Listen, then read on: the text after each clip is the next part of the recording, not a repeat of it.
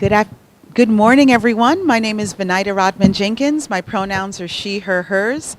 I am so happy to be able to welcome you to today's event, which is Sankofa, Reflections and Lessons from the Ghana Experience.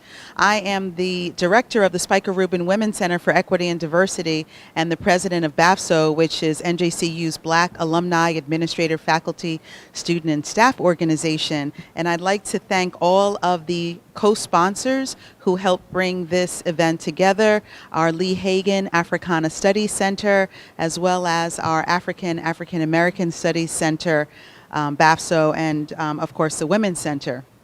I am super excited about today's event. I will have my colleagues introduce themselves when we move to conversation, but I wanted to be able to share with everyone how this whole experience came to fruition.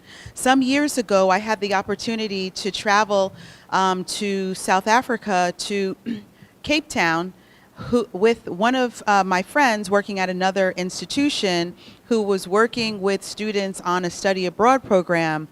And I brought it back to the institution, and while that did not come to fruition, what I continued to maintain was the desire to have NJCU students travel to the continent of Africa. This is Black History Month. As I reflect upon our ancestors of the African diaspora, when I think about their spirit, when I think about all that they did to persevere to allow us to be here today, it was really important to me that our students would have the opportunity to connect with the birthplace of civilization. So while, again, South Africa didn't come to fruition, I checked in with our former AVP of Global Initiatives, Tamara Cunningham, and she became excited about the possibilities. While we started to meet, and a number of entities came together, Lee Hagen, African American Studies, BAFSO, and we began to talk about some of the things we'd be able to do. In the interim, my husband, Todd Jenkins, and I, he's actually an adjunct in the School of Business, we became board members for an organization called Leaders of the Free World. And this organization gives young Black men the opportunity to have a transformational leadership experience, which culminates in a trip to Ghana.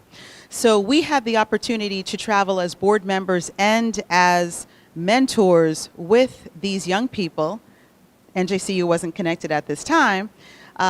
We traveled with them to Ghana, and it was an outstanding experience. It was certainly transformative, and what I saw those young Black men experience, I really wanted NJCU students to have this type of experience as well. So in November of 2018, the co-founders of Leaders of the Free World, LeVar Thomas and Ruby Maddox, hope they have tuned in today, they came to NJCU. And we had a panel discussion. We had a whole program. It was well attended. Tamara Cunningham was a part of the conversation, as well as Tim White, who was working in study abroad at the time with other entities. And we had a talk, we had a conversation, and people began to be excited about our students traveling to Ghana. Our first cohort was in 2020, and we all know what happened in 2020. They were able to meet online for that year. Unfortunately, they were not able to take the trip. But fast forward to our summer 2022 cohort, a few of us had the opportunity, Dr. McCalpin, Tim White, some other individuals, we had the opportunity to interview students who were interested, and we selected students from our university. The two will introduce themselves to you who are here today to talk about their experience. We were all able to go and represent NJCU in this past July of 2022. It was a phenomenal experience. We went with 2 students from NJCU. There were 5 students from the University of Delaware, and there was 1 student from Morgan State University who actually graduated this past December. So without further ado, I'd like to hand off this part of the program to Dominique Smith, who is the Vice President of BAFSO, who will take us further. I wanted to be able to set the context of how this all came to fruition. Sometimes we see things in isolated situations. It's important for us to understand all that went in, all the work, all the planning, all the conversations, all the dreaming that went into certain events coming to fruition. So, Dominique, I yield the floor to you. Wonderful. All right, so it's an honor to be here. I truly wish I was on that journey and on that trip, but I'm looking forward to our conversation today with those that went on this wonderful journey, this transformational experience of leadership and travel to Ghana with this amazing Leaders of the Free World program. So we have here with us Dr. McCalpin, Venida Rodman-Jenkins, Foday, and of course Mr. Thyquel, to share a little bit more insight and take us, take us with you on how you felt as you were preparing, on the activities and the leadership conversations that you had as you were preparing to arrive, how you felt when you landed, the things that you feel really truly resonated and moved you about this journey. We'd love to hear all about it. So if you would, take us through your start to finish, your preparation, your travel, and what you've gleaned, and I will gladly help us visualize with these amazing pictures that you've presented with us. Good afternoon, everyone. My name is Thyquel Halley. I had the honor to be one of the students to travel to Ghana this past July. And to note, the Leaders of the Free World is not just a travel experience, but rather a 10-month-long intensive leadership development program that takes you not just talking about leadership and having the global leadership mindset, but also learning about how you can break your own mental barriers that you have in your own predetermined obstacles and scenarios you have set up in your head, and how you can break free from that. So the idea of Leaders of the Free World is how do we lead ourselves and let our mind be a free world, that we're not bound to any situations or trauma or obstacles or whatever it is that may rise up in our lives. Prior to traveling, we had a lot of conversations and talks about, Dr. McCalpin was really helpful in this area, was breaking the stereotypes and things that we've already preconceived about the continent of Africa as a whole, and realizing that, it's not what the media portrays it to be. It's not what we may think it to be. There is history of deeply rooted civilizations of mankind that stems from Africa. And when we go there, not to go with any preconceived biasness, to have an open mind and open heart to the things that we're seeing and the people that we're interacting with while we were there. So really the first, I want to say, was it 4 months before we traveled? I was really just about learning about things like that, learning about leadership characteristics, how to lead with compassion, how to lead with integrity, how to lead with an open heart. And then, we got there. But I'll stop there for now, let Foday jump in and talk about his kind of experience leading up into the trip. Hello, everyone. My name is Foday Koroma, MDT department. I was about to say CEO, but no. Yeah. So the trip has been a pleasure, it's been a blessing, and it's been a journey and a lesson. So just preparing onto the trip, getting to meet with my fellow cohorts on the Zoom was an experience in itself. Professor McCalpin dropping some gems on us. We were going through slideshows, just getting a whole bunch of information about things we didn't know and should know. Just going over expectations, or say information dropped onto us about history, which may not essentially be true, with different curriculum, just like throwing on this true knowledge, So once we went to Ghana, we got to see firsthand, especially when we went to the slave dungeons. We actually got to be in the same places where slaves were, and the floor was actually made by DNA, right? It had DNA. Feces. Yeah, Fiji's, blood, all of that. That was just a crazy experience. And like in the whole slave dungeon, it was only like a little hole that they had for light. So all of that was just too much. And even just going to Ghana, the first day we went there, I could tell like the air was different. I felt like a sense of relief just going into a whole new environment, and that was very new to me. And like I'm experiencing now those, withdrawals like now, especially like yesterday. I'm like, yo, I had nothing to worry about in Ghana. Like, I need to leave this country right now. Like, for real. So like it was just, bonding. We got to bond and like know how to be our true selves. A lot of other cohorts too, they came to Ghana with a lot of boundaries, a lot of, I say like walls protecting them like from just being their true selves. But when they got to be around me, Thyquel, everybody else, it was just family, show love, and then we got to live how they do in Ghana. It's not like in Ghana, it's not a crime. It's not like a shame like if two men just holding hands because they they got love for each other like that. And I'm like, oh, da da da, like it's just real love. And I just really want to bring that back to me over here too, in the States. Just be a true self. And I know a quote LeVar said. He said, if you don't like how the room is, adjust the temperature. So anywhere I go, I make sure I'm myself, and if I can make a little change that might affect the whole outcome of a situation, I'm gonna do so. Thank you. Thank you. You said something about when you arrived to Ghana, you had nothing to worry about, right? And you then elaborated on maybe some of the cultural shifts or mindset differences. Can you add a little bit more, and maybe some others here at the table can share, what was that freedom, so leaders of the free world. So we went in, we opened our minds.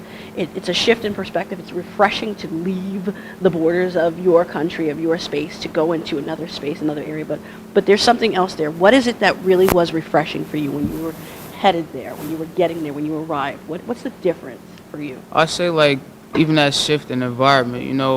When I'm over here, I'm already an innovative leader and stuff in my community. So it's a lot of responsibilities I have to do, a lot of tasks. So when I'm over here, I'm just thinking, okay, I always have to do. There's always something on the task list that I haven't completed and I should complete. When I went over there, especially it was in the summer, all of that just disappeared. I just got to it was even just like not just a vacation, It was more of like, okay, I'm coming here to learn. I'm experienced, treasure each second. So once I went over there, I didn't have to think about, okay, I got to do this, drop a song, market, whatever, go network with this, da da da. I'm just being, you feel me, more present. You were being, you were doing, you were in the midst of it, and you let it take over that experience. Yeah, I was just letting everything was feeling welcoming, so I'm just over there to be appreciative and, observe. Beautiful. And be happy. And Thyquel, from your perspective, if you would. Yeah, I think immediately getting off the plane and just walking through the airport, the air we breathed in just felt different. I don't know how to really explain it. It just felt like we had stepped into like this new world. And at the same time, it might sound a bit scary, but in an interesting way, it was peaceful. It felt like, we were home, really. That we belonged there, that we weren't strangers. We weren't, just from the outside, felt like we were exactly where we needed to be at that specific time. And so while we were going throughout, the country and the regions and different parts, it was easy for us to just kind of be ourselves, to express who we are, and to be open because there was no, all right, I feel uncomfortable or I have to fit this certain image or look. It felt like the way that we showed up there was exactly the way that we needed to be. It felt like, I don't know, that we saw each other differently, that we were able to relate to each other differently. So I think that's where like the shift came in. And to Foday's point earlier that, we were like day 2 in, I guess the conference room of the hotel, And we're just like, we got music on, it was just the boys. And we were just dancing. And then we had stopped, we had a conversation like, if we were in America, you won't see like just a group of young men in a room just like vibing and dancing with each other. And they're like, not just like little two-step, like we was like busting moves. But we talk about this like how in America, we wouldn't be comfortable enough to be around a bunch of just men in a closed space with music on, like busting moves like that. Unless we like street dance or something, that's a different story. But just how vulnerable we were and how open we were and able to just be expressive of ourselves. And that led to other conversations about how do we take that and bring it back with us? How do we enter back into America and say, I'm going to show up in every space and be my full self. I'm going to be vulnerable. I'm going to show love. I'm going to express what I'm thinking, what I'm feeling, and not feel differently about it just because I'm a man or because I'm a black man in America, that I can just do this because I'm human and I'm designed specifically the way I'm supposed to be, and I'm going to show up in every space just like that. Beautifully stated. Dr. McCalpin, Venida? Yeah, I think I want us to, be centered on the theme for today's gathering, Sankofa. That word Sankofa describes everything that we experienced from July 14th until July 31st, right? We were there, and every day it was something learning. The word Sankofa is from the Akan language. The Akan is the major ethnic group, we don't say tribes, major ethnic group in Ghana. And it's from an expression that means, or that says, Sewe Wore Sankofa Yankee, which means it's never a taboo to return and fetch it. And that's what we did, right? So the principle of Sankofa is return, then retrieve, and then go back, right? And so it was an amazing experience. These young men, and I'm including myself, young man, we had a wonderful experience because it was bonding. It was cultural learning. It was service leadership. It was gastronomic. We were enjoying good food, right? As soon as we got back, we were like, back to this American food, So we had the experience. It was what I would call a holistic experience. It was spiritual. No hocus pocus. We didn't say any chants or spells. It was spiritual. It was cultural. It was ideational. It was philosophical, right? It was just beautiful altogether because you could bond in a space that you were vulnerable. These are young men. This is a group of mentors and faculty drawn from different life experiences, different cultural and ethnic backgrounds. And we were there in Ghana to make an impact and also to be impacted.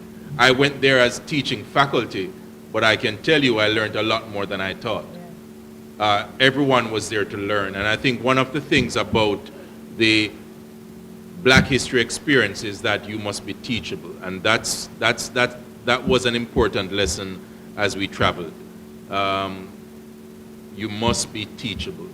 Learning the language, learning the customs, learning the traditions, learning respect for the ancestors is not worship of the ancestors, learning the trauma, because part of the experience, as Foday described, was traumatic.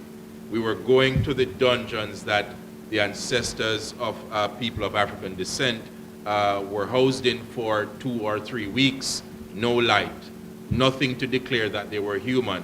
We went there. You could feel them, right? You could feel the trauma. And then in that space, we also got healing because we were blessed by a priest there to say, welcome back home, right? That feeling of going back home was not lost on us. And I think all of us, the faculty, the co-founders, the mentors, the students, we left with this idea that it wasn't just going there to give them something. It was also to learn something. And Thyquel made reference to it, and I want to remind us. Marcus Garvey said, we must be emancipated from mental slavery. One of the things that the program stretched leaders of the free world was unlearning the wrong lessons, right? So much of what we know about Africa are based on misguided notions and perspectives based on false narratives, right? We don't say slaves, right? Africans came to the Americas. They were enslaved. They were not slaves. We don't call them tribes. We call them nations or families or ethnic groups, right? Africa starts civilization, but yet still we don't emphasize that. And so it was also powerful for young black men who normally don't get these opportunities to have an opportunity to learn about themselves, to wrestle with their trauma, but also to find healing. And I think that was the value of those 2 weeks. You know, it's a 10-hour and 25-minute flight, but it didn't seem that long because they were vibing, they were getting up. I won't say some were snoring. You know, it was an amazing experience, right? The 10 hours passed by pretty quickly, and when we landed, we were right in business. No one was like, man, I can't be. Everyone was up and ready, and we were out, and we began experiencing as soon as we landed. It was the first place in the world I've ever flown to, and I've actually had this friendly immigration officers. Immigration officers are now the toughest and worst. They were welcoming us, right? It was refreshing just to be welcomed in such a way that you weren't just, you know, why are you here? It's like, welcome. You know, it's almost like they got word we're going to be there and they said welcome. So for me, I think that's what made the trip valuable, that we learned more than we taught. Beautiful. Yeah, thank you for all of that. I concur with everything that has been said. One of the things that I just want to have us reflect on is the purpose of really doing this initiative, particularly here at NJCU, and it connects to the purpose of LFW, is to retain our young black men in school, to help them have these rich experiences so that ultimately they will graduate from this institution.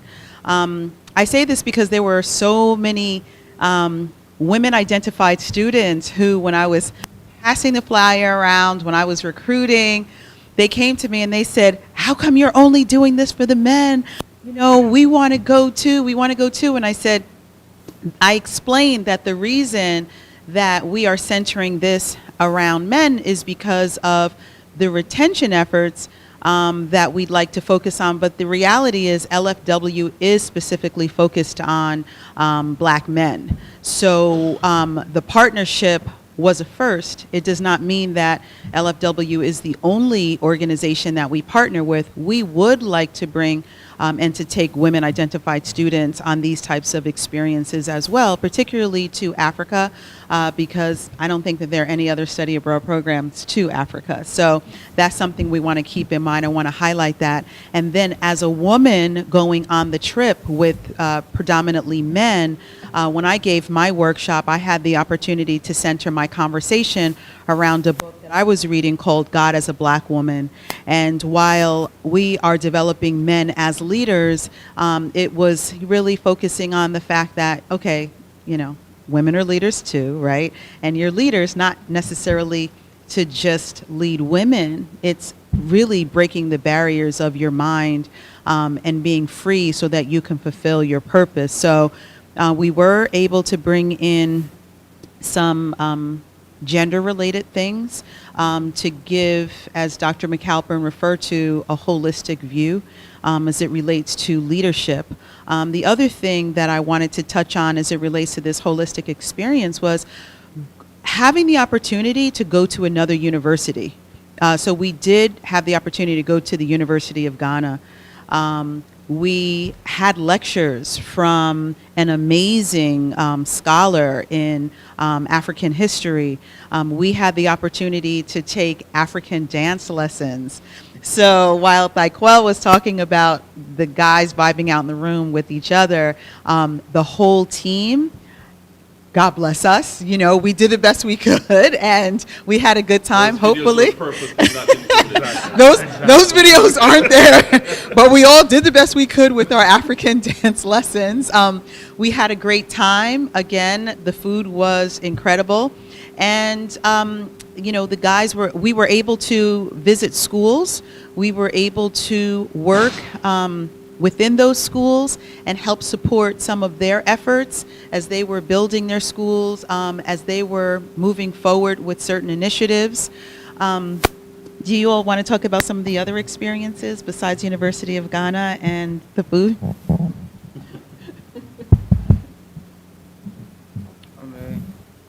Okay, I feel like when she said University of Ghana, y'all didn't really get the whole aspect of the University of Ghana. Because the University of Ghana itself, it looked like a whole country. That's how big it was. They have a stadium in the university, like a whole soccer field stadium. It's like the arenas, you know, in the Roman history for the battleground. It was like that big. And they had hospitals in the university. And hills. It was crazy. Like that. I think I got some pictures in there too you're gonna see soon. But yeah, just the University of Ghana, it was crazy. And the information we got there was crazy too. Alright, okay, other experiences. Alright, yeah. Okay, so what's else? Oh yeah, we was able to beat the drums over there, so we was playing with the drums, got some drum lessons. Those videos aren't left out. Yeah, those videos. I mean, it was good though. They taught us with the other instruments. Oh yeah, the only thing is when you go to Ghana, you got to be ready to be, you know, the merchants over there are very persuasive.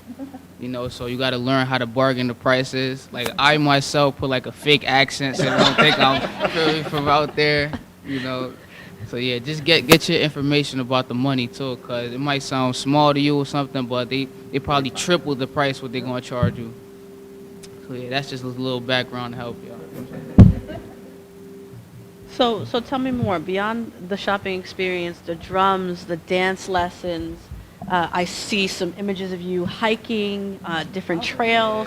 What was the connection to nature and some of those other experiences like for you as well?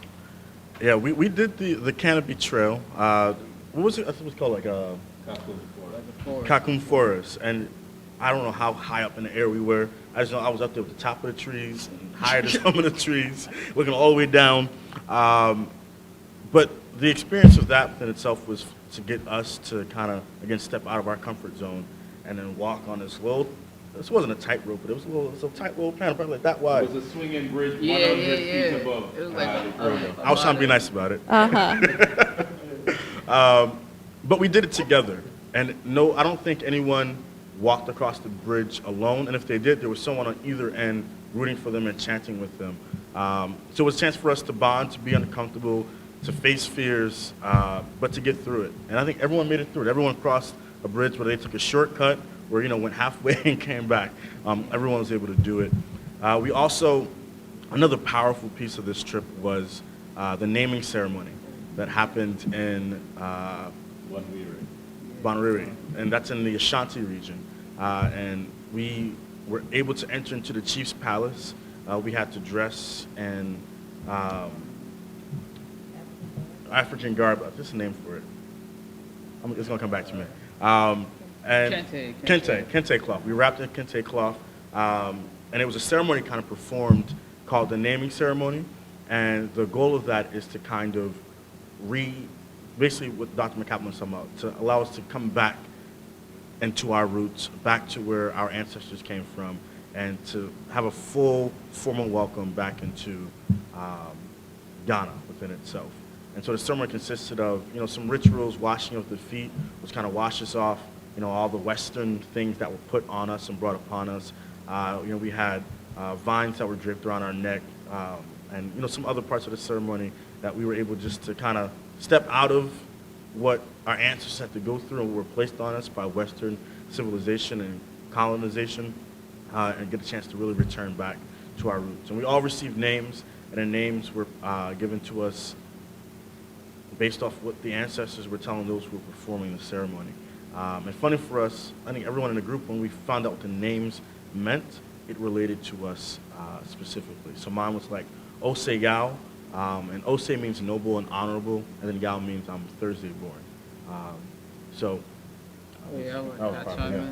But yeah, with the naming ceremony in itself too, me going there, you know, my family are from Sierra Leone, so I'm like, okay, I know my people are, so how are you gonna give me a name if I already know my name? So I was a little skeptical, because it was like coming over the impression that, oh, you didn't know yourself.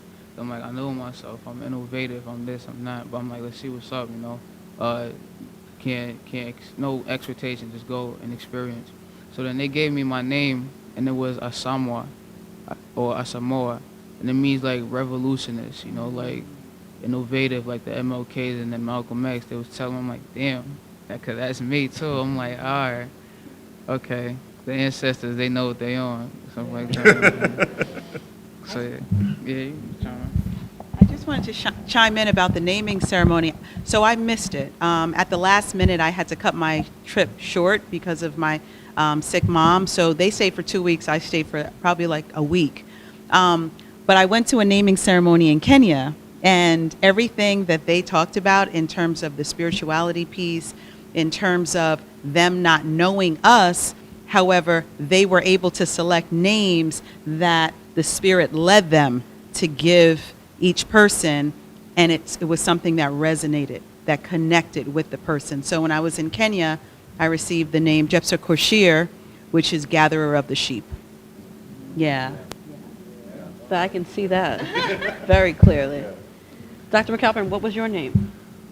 Interestingly, Thyquel and myself have the same name, Osei Yao. I'm also Thursday born and honorable, but I think maybe one of the most humbling things was I'm sitting in the corner, cramped in the corner, and the chief looks at me and he's like, I'm naming you after me because you're the chief. So for the entire trip, I became the chief, right? They kept on calling me chief, but it was fascinating because, again, it was going back to Sankofa, that when the ancestors got here, they were purged and stripped of their names and their identities, their African identities. They were given Europeanized names, hence we now have the tradition of calling first name Christian names, right? They were given anglicized names. But to go back and to be given a name reflecting your ancestors, because in the Akan tradition, the majority group in Ghana, you are named, one of your names is based on the day you were born, right? So Yao is Thursday born for male, for female it would be Ya, right? Like Asante Yawa.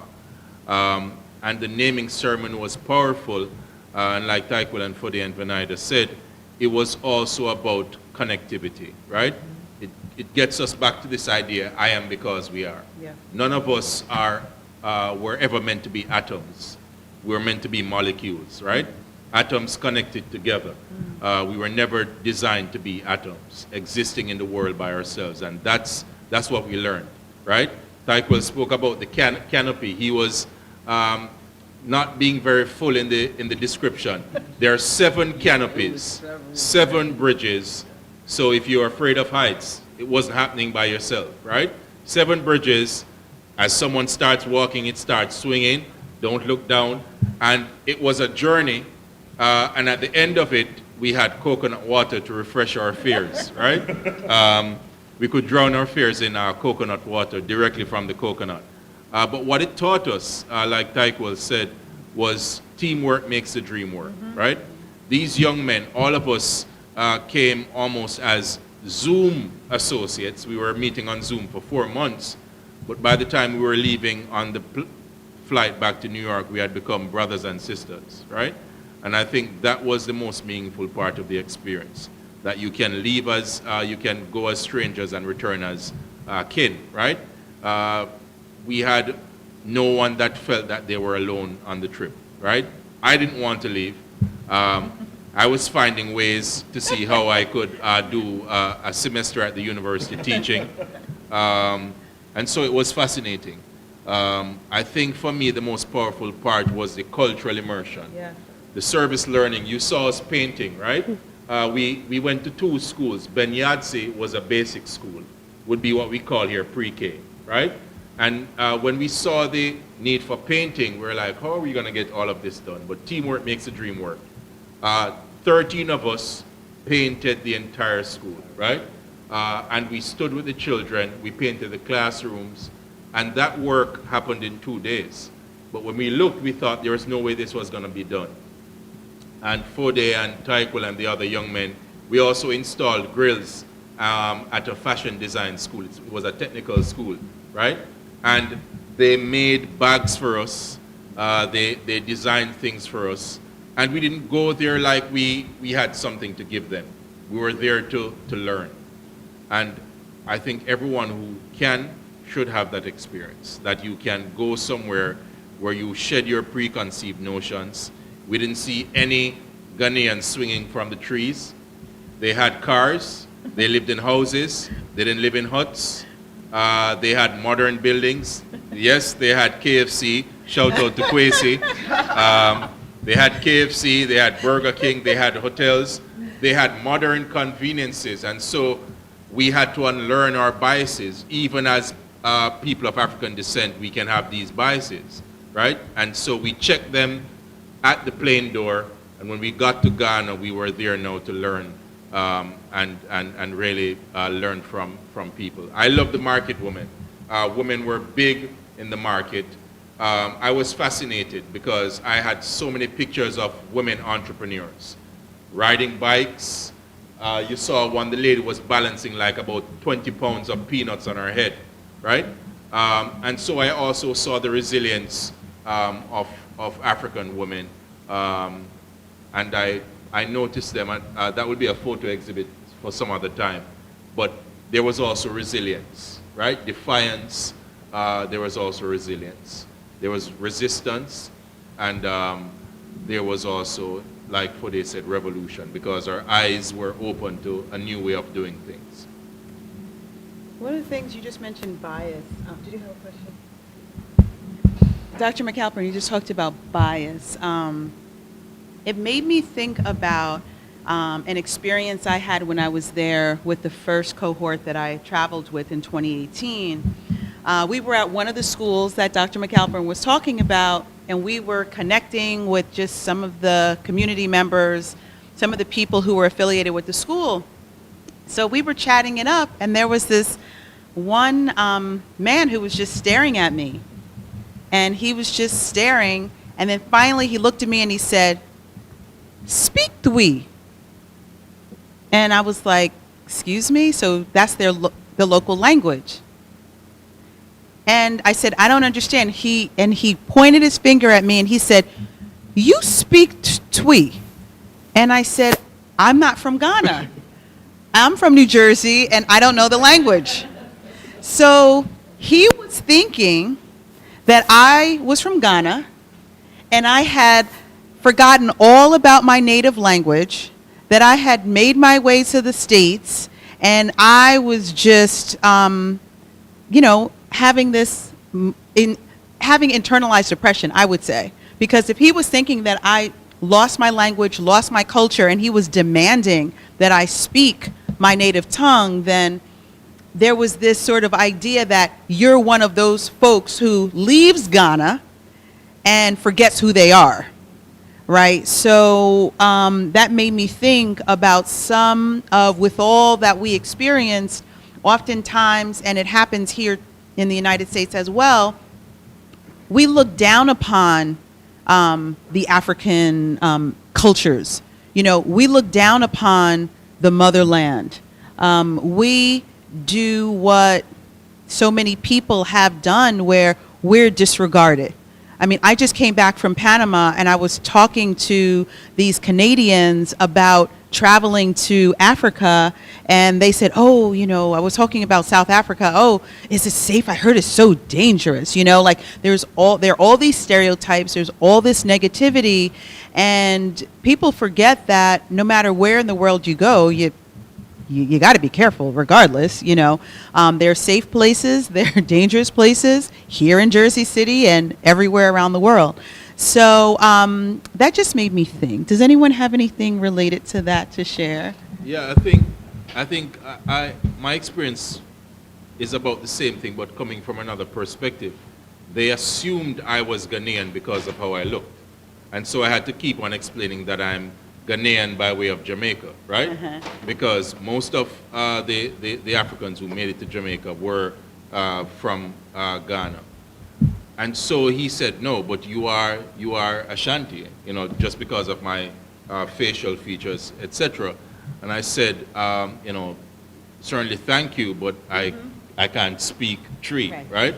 Because part of the other thing that it reminded me of was that we have had so much cultural erasure that it's robbed us of our language, right? Because you're not taught Tree as a second language, right? It's Spanish or French or Mandarin or German. Cantonese or German, but no one's having a run on Swahili and Tree, right? And Amharic. And I think it got me thinking that in many ways, language is so critical to identity. Yeah. And so some of us went to Ghana feeling a little inferior to the extent that we didn't know the language, right?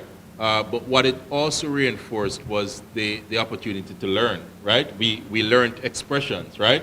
And we were excited to use them. Medowase, right? Good morning, right? And we learned Akwaba, which is welcome, right? And we learned all these different things that gave us some measure of connectivity. But I also, like Venida said, have to remind us that there are mutual biases and misconceptions. They have biases about us and we have biases about them. Because it was racism and subjugation around the world that taught us to hate ourselves, right? So the default position isn't to love yourself. So when we got there, we saw people struggling with oppression as well, right? But we also saw people who welcomed the ability to connect to their distant relatives from across the sea. Beautiful. So, Foday. I just wanted to add something. So, like, once we went there, and like from the university, and we was like a little, the professor, he gave us some background information on, you know, the settlers from Ghana that came to Ghana. You know, I think the Germans, German and the Cape Verdeans, something like that. And then they was talking about how, you know, they took like areas where they located in Ghana, and you could see like the development, the different structures in Ghana. Like the place is very beautiful. They have a lot of developed mansions, roads, you know, and the trees are so rich. And then the professor was even telling us, but like the resources, how, you know, European countries and like even the president, like some presidents, and like there's a lot, because even they had kings and queens and stuff in Ghana, but once they got, you know, how to say, like they had to surrender to the Europeans, that whole system of royalty and stuff, it was a little shaky. So now even if you want to become a president in Ghana, you have to first go to the queen and get like a blessing or something. The queen gives you a medal. So like a president has to be under the authority of a queen from a whole nother country. And that was just crazy to me. And then also, say like Ghana is known for its gold and stuff. So what I found crazy is too, they have like Chinese, you know, corporation and companies, they have these machines that extract the gold. So the machines extract the gold, but the Ghanaians, they don't know, like even in this machine, like it's you're able to hide. So like when the amount of gold that come out is not really the true form. So they take they keep a lot of the golds for themselves, and they take out a little gold, and the Ghanaians don't know it's more gold in the machine. So like they give them a little of the gold from that gold that comes out, and they still take more. They still take a percentage of that gold that comes out. So that was just crazy also to me. And just the richness of Africa, which is underappreciated, was just very, very visual. You know, all these other countries, they benefit off of the resources from these third world countries. And I just can't respect that. Powerful statement. Venida, did you want to elaborate on that? No, thank you for that. That was real powerful. But I did want to just shout out our two students who did something very special. It was wonderful to see them take their skills and gifts and talents to Ghana. I wasn't there for the closing ceremony. However, I heard that Foday was able to share some spoken word. You may have seen that picture. And Thyquel was able to give a speech at our closing ceremony. So I'm grateful that our students were able to shine with their gifts and talents over in Ghana as well. So I heard it was very well received. Well, yeah, also like the culture and fashion over there is very rich. I was able to make a lot of networks and connections. So that's just that's just something everybody should keep in mind. Beware who's in the room. because I went to Ghana and I left with a lot of, phone numbers of, authentic people that could help you in any form that you may not even know. So, like, I bought a lot of fabrics, made a lot of connections there. And even with the fabrics, you can see I made this jean that I'm wearing right now. Stand up a little. All right. Come on the other side. We got to see the whole thing. So, yeah, put the fabric over here.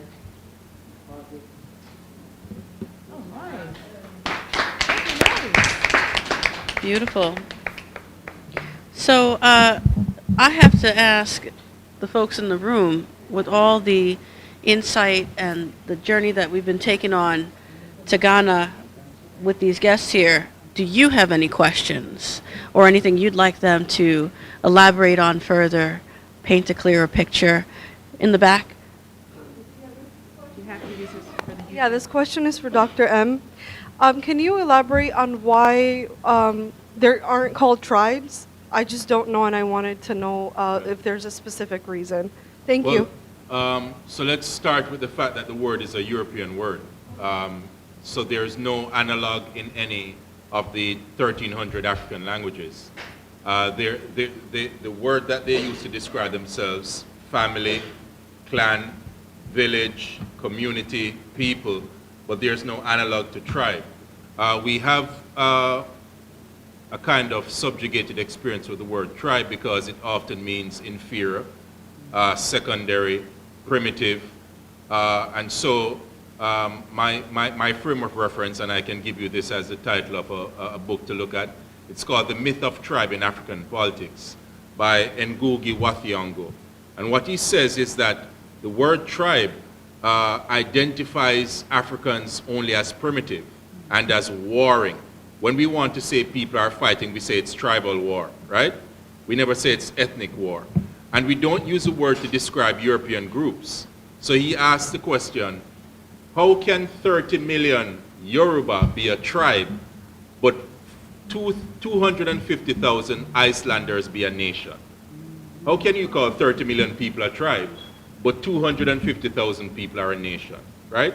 So you get the kind of colonialism and racism attached to the term. So I tell my students, we have to police our language. No tribes are in Africa. They are ethnic groups. They are peoples. There are 3,000 ethnic groups and about 1,500 languages in Africa. The most diverse place in the world, but yet still we reduce their difference to tribal difference, right? Oh, these two people are fighting against each other. Well, it's just political competition. If it happens in Europe, we don't call them tribes. Do we call the Democrats and the Republicans tribes?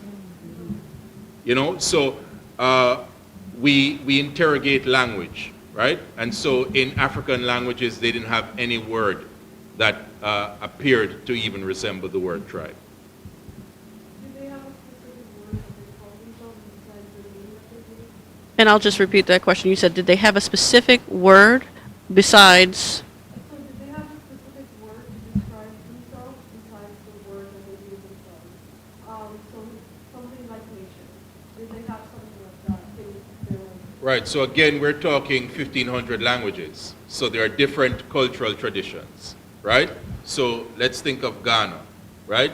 You have the Ashanti, you have the Fante, you have the Ga, you have several different ethnic groups. They call themselves families, right?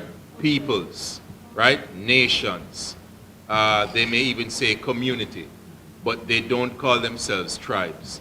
If they call themselves so today, it's because they've been equally colonized by language. They were colonized by the Europeans who gave them these words, right? You think of the Igbo, the Yoruba in Nigeria. There's no way you can call 30 million people a tribe. They don't even know each other. When you think of tribe, you think of people who are in proximity to each other, right? And so when it is attached to non-European peoples, it assumes they are primitive, right? Because no one would call the French a tribe, right? But we call people from Mali, say they belong to a tribe. So it's a word that has been problematically used to describe non-European peoples. Thank you. You're welcome. Are there any other questions?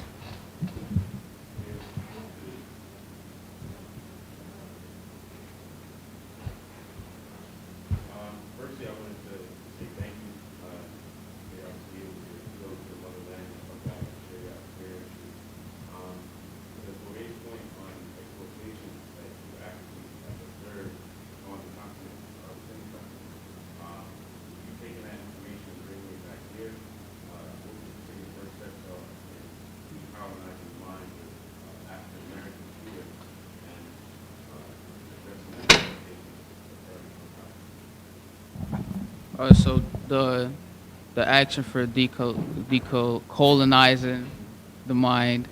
So over there, he was talking about. I asked a similar question. Okay, like what can we do to change that? So as you know, the Africans or the African governments and stuff, they might, if they run out of money, they're gonna essentially borrow money from all these European banks and European, governments. So that's why they have the access to exploit these resources. Because if these countries are in debt, and so like England or London say, okay, if you guys owe me money, I'll just take my commission by coming and mining oil, gold, or diamond, and then you will get a little of that too. So essentially, what Ghana is doing now, like anytime, say like if they take out their resources instead of manufacturing in America or something, they manufacture over there, and then the country gets a cut of that. So what we can do now is just empower these African states. Like I started a whole business selling like bags from Sierra Leone. They get made over there, and essentially my vision is to increase the economy over there. Have I would say like different types of tailors on commission, for their creativity, and just build that up. And like percentage of those bags too go there to build a learning facility. So we create a system between ourselves, using our creativity, using our resources to empower and create a cycle. It's just rebuilding and deconstructing that idea of being third world when we are very rich. You feel me? Yeah, I think Foday touched on a really important point about how we have to keep, here in America, the saying goes, keep the dollar in our communities. Keep the dollar, if we're a black person, then buy something black, and keep investing it back into the community. And the same thing works with Africa, to Foday's point, is that we have to, invest back into Africa and the things that are just African-based, and figure out means and systems where the dollar can stay within the community, within the civilizations and nations and communities that are there in Africa. That's the first part. I think the other part to it is it calls for an increase of education and knowledge and resources here in America so that people have a better understanding of what the realities are happening on the continent. Like we see here today, obviously every chair is not full, but it takes personal responsibility and a shared responsibility of our communities here to educate one another on what the facts are, what's actually happening. And if we see opportunities and events that come up like this to get a chance to educate ourselves, is to grab a hold to it and then take that knowledge, and if people don't come, and then we have to go back and share it and keep repeating it and change the narrative. It's really gonna have to be like boots on the ground, grassroots efforts, just to get people to get knowledge and more educated about what's actually happening, both the good and the bad. Because if not, then we keep walking around with all these biasness, and we don't give credit where credit is due, and we overlook all the hard work, all the history, all the literal blood, sweat, and tears that went into us even being here today. And that shouldn't be overlooked. And one more thing I'll add is, after we left, the slave dungeons, and we sat and we reflected, a big thing was that, our ancestors can go through all of the trauma, all of the pain, and they survived it. Unfortunately, they had to endure it. But they made it here, and that brings so many of us here today. Families who, come from slave or enslaved people here in the Americas. It speaks to the testament that with what's in our blood, the power that we have, the endurance that we have, the grit that we have, even though we had to come by this by unforeseen means, but we have the ability to make change and to do things. If our ancestors can be enslaved and endure all of those hardships and still make it so that we can be here today, then we have a responsibility to owe it back to them and say, you know what, like we got to stand up, we have to rise up, we have to be the change we want to see in our own communities, we have to put back in the effort, we have to invest the money, we have to bring the resources. And if we're doing it by ourselves, it has to be a start somewhere, because they went through all that because we're here today. So I just want to say something. So, like he said, invest in your communities. What does that look like? Your local brands, just any type of form of support. If you see a movement or even just a little kid and you're able to pour knowledge into them, that's just bringing back that cycle, pouring knowledge into the next generation. if you support support your entrepreneurs, UPS, these people are billionaires, and you could support them. They might not even know you or your family, or even exploiting you. UPS has a whole system using workers, all these minority families, giving them a format. So if you go and work, you get in this money. Now they just gave you a lifestyle that you have to, live and work for to sustain. And when you're off from working all these hours, what you want to do, you just want to rest and just, throw away your money, and then you just in that cycle again. So just, going against the grain, forming a whole new system, and just, think out of the box if you want to thrive. I just want to add to what has already been said. Our Center for Equity and Diversity has a bulletin board up. Our students put it up, and they were talking about the movement continuing, and that's exactly what the bulletin board says. The movement continues, and in the middle is a reflection of yourself to get people to think about how they can make a difference. And there's a QR code there to Black-owned businesses. It's certainly not comprehensive or exhaustive, but I just encourage you to click on that QR code to see the Black businesses that you can support not only during Black History Month, but each and every day. So the movements are there, and the reflection is there of yourself. And I see that there's another question up front here. You sure? But you know what? We want the folks in the audience on YouTube to hear what you have to say. I just have a question. How were you guys received collectively when you were there? Were there a lot of questions as to why and what you're going to do with, while you're here, and what you're going to do with the information? Are you going? I mean, I understand what you said. You came back and you started, and you keep in contact. But I want to know how you were received there when you were there, collectively as a group. Well, we had some intermediaries. We worked with an organization called Culture Beyond Borders, and so they were indispensable to our kind of integration into whatever we're doing. So we weren't just navigating Ghana by ourselves.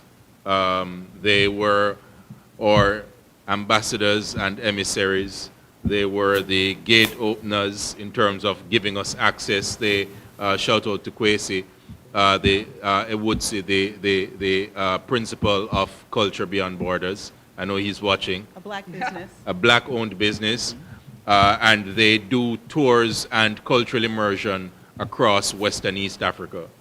So if you're interested, certainly check out Culture Beyond Borders. So for us, we weren't going there simply as strangers. We already had persons who had paved the way for us. Not just in terms of transportation, but in terms of setting up not just our cultural experience, but even our service learning, right? We painted, we installed grills, we were lifting machines, right? We were doing heavy stuff, right? But we had someone who had gone ahead and worked out those details for us. But generally, no matter how you try to integrate, they smell the smell of foreigners on you, right? So when we were in the downtown business district, we couldn't hide. We came on a coach bus, right? A big red bus, so you couldn't hide, right? So as soon as we stepped off, it was like fresh meat, right? So they were there with their wares. Many of us had bands, armbands, so we patronized some of the businesses as well, right? But we always had the reality that we were not from there, right? The red bus gave us away. The fact that we didn't speak Tree or Fanti or anything gave us away. But we never felt unsafe. I'll give you an experience. In the middle of the night, we're walking back from the restaurant. Night, okay? I'm from New York City. I'm not walking anywhere at that time of the night. We're walking back. It was obvious it was about 15 of us. We were walking, and it was the first time in a while I didn't feel unsafe. I didn't feel like, oh, someone is going to roll up on us, right? The whole time we were there, I didn't have the same imminence that something was going to happen. I didn't feel it, and we went we landed in Accra, we went to Kumasi, went to Cape Coast, and we came back around. And at no point we felt like someone was there to harm us.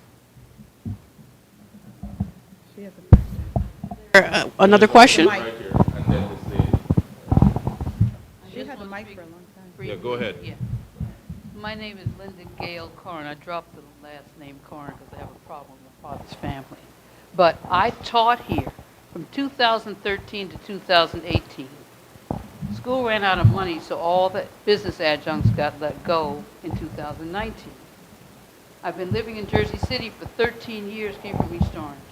And I just want to say thank you for having your program, and to the young people here, I used to think it's not a problem. 2, 4, Yeah. if 8 people are here, they can pass, because Tyler Perry started with, what does he have now? And I said, doesn't matter, God, whatever. He said, he put Bibles in the floorboards under his thing, so when people come in, they're walking over Bibles. He said, what happened? He said, I got you. He has Bibles underneath his building. So I just want to say, I was invited here in 2013 to teach.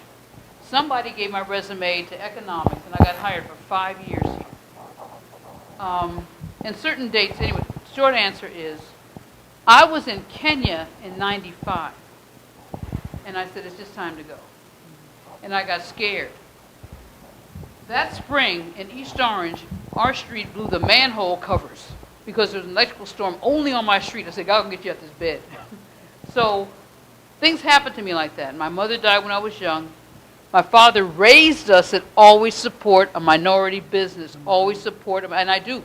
The Black Flower Shop in Maplewood, I do. I see more people on the street that are nice to me than people coming off the PATH train. So I'm so glad you are here, and I hope to volunteer this summer or something, come back to campus as a volunteer or a worker, whatever. I'm retired now. My childhood friend paid 3 years for me to be here and not be homeless September 1st, 2020. She's been worried about me since my mother died in 65. And I tell her, Wanda, stop. Stop. You got a husband? I don't. Don't send me a husband. Who did my father send me? His twin last year. Helicopter pilot from East Orange. I'm so mad at him. And 2 inches shorter than my dad. Never lost a fight. This is really bad. And he's a chief. So anyway, the short is, I'm glad to be here. Hope to be back on campus some kind of way. I'm so glad you're here because you are a ticket. I believe the violence will stop if we start doing the things we did before. That's what I'm here for. Yeah. The guns will stop. If I get with these kids again, it's going to stop. So thank you. Thank you. Question in the room, I believe. Yes.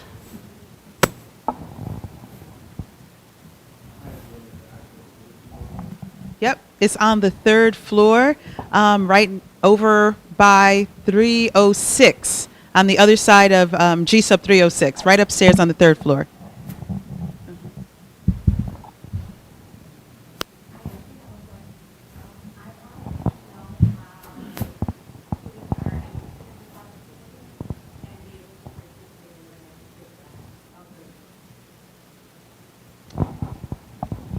Well, I need to find out. We all need to find out, right? The next cohort is 2024. Yeah, the next cohort will be 2024. We know that there have been quite a number of changes and global initiatives, so I definitely want to put that on their radar now. I'm hoping that they're hiring a new AVP so we can all have those conversations. So thank you for asking. Yeah. Yeah, Oh, great. Okay. In the meantime, there is a Global Leadership Summit that Leaders of the Free Road is hosting on the 24th of this month. There's some of us who actually traveled to Ghana last summer who are going to be on some of the panels. So we can get that information distributed to everyone. So I'd like to ask one final question, if I can, to the panel here. We spoke about taking action. But you have come back with the, not just notion, but with the energy, with the understanding that you've come from royalty, literally from gold. And you've been inspired, and you have this holistic journey, spiritual, mental, physical, emotional, all of them.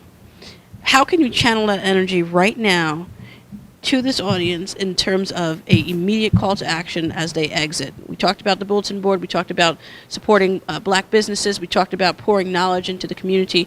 But what is that one small step right now, where we are today, to take that action, to take this energy forward? I think just maybe a very basic and simple step is be teachable, right? Don't assume you know everything simply because you've studied for years. I'll use myself as an example. I started studying African politics in 1996. So by the time I would have gotten to Ghana, I would have been researching and learning on Africa for almost 30 years. But I still didn't know everything, right? So I had to go there willing to be taught. And so the first thing to realize is that so many of what we've learned needs to be unlearned, right? Biases, right? Be very, very conscious of your biases, right? We only do it in relation to what we talk about implicit bias. But we have what I would call, continental bias, right? We lump all of Africa into one space, right? The most diverse place in the world is the place that is most stereotyped. I'll just simply say the words of Chimamanda Adichie, a Nigerian writer and feminist, and she said the problem with stereotypes is not that they are untrue, it's that they are incomplete, right? And that's the danger of a single story. So the first step you can do is to not see Africa as a single story. Don't see anyone in the room as a single story. They are a collection of stories, right? And so if we treat each other in that way, I think the world comes closer to being a better place if we just simply unlearn some of the biases and assumptions we have about people. The word stereotype literally means single type. So when you stereotype, you make everyone into a single type.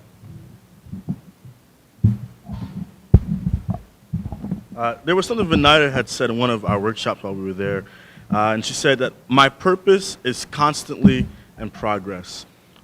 So the immediate thing I would say is just, one, understand that you are on this world and on this earth for and with a purpose. That you're here for a reason. There's something that you have to contribute and give back to this world. The second thing is to understand that just because you're not where you are today, where you might want to be, where the goals you might have want to accomplish haven't been accomplished today, doesn't mean that you're not still a work in progress. And just because you may believe that, I have this passion, this desire, this thing I want to do, these dreams I want to accomplish, just because it's not done today doesn't mean that you're running out of time, because your purpose is constantly in progress. You're constantly a work in progress. So you don't have to be ashamed of who you are. You don't have to, think twice about, I'm not to this or I'm not enough for that. And even if you feel that you are, that's okay, because you have time to better yourself, to hone your craft, to develop your skills in order to get to where you want to be. And so just always remember that your purpose, your assignment in this world is constantly in progress.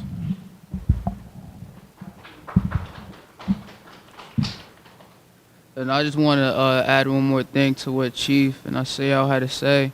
So Thyquel talked about purpose. It's important to take time to know who yourself is. If you have to, distance yourself from distractions or just from people to find out who you are, really dive into that and just really embody that. Be you everywhere you are, everywhere you go, and just know that just you being you, that's an inspiration to others who don't have an identity. Thank you. Since Africa is the birthplace of civilization, the thought that I would like to leave is for everyone to think of themselves as connected to Africa, being connected to the diaspora, even if you can't immediately trace your roots back to Africa. Just know that you are connected. So what impacts the African diaspora now, particularly as it relates to much of the violence happening, think about it as impacting you. And then think about how you can be an agent of change, understanding that systemic racism is real, really, really real. I don't see the incident, the violence that happened in Memphis, as being so shocking that the officers were black. I really don't, because it speaks to systemic racism, right? So I would just encourage all of us to think about how you can make an impact within your own sphere of influence as it relates to connecting with the people of African descent. So thank you all for being here. Dominique, thank you for being an awesome moderator today, and I'm appreciative of Dr. McCalpin, Thyquel, Foday, and just for us to be able to share this experience, this rich experience with you all means the world to me. So one love. I am because you are. We are. Amen to that. Well, on that note, we have some delicious food here. It is not the food of Ghana, but let's enjoy, break bread, and connect, and we can continue looking at pictures for the rest of the afternoon. Thank you, everybody. Thank you.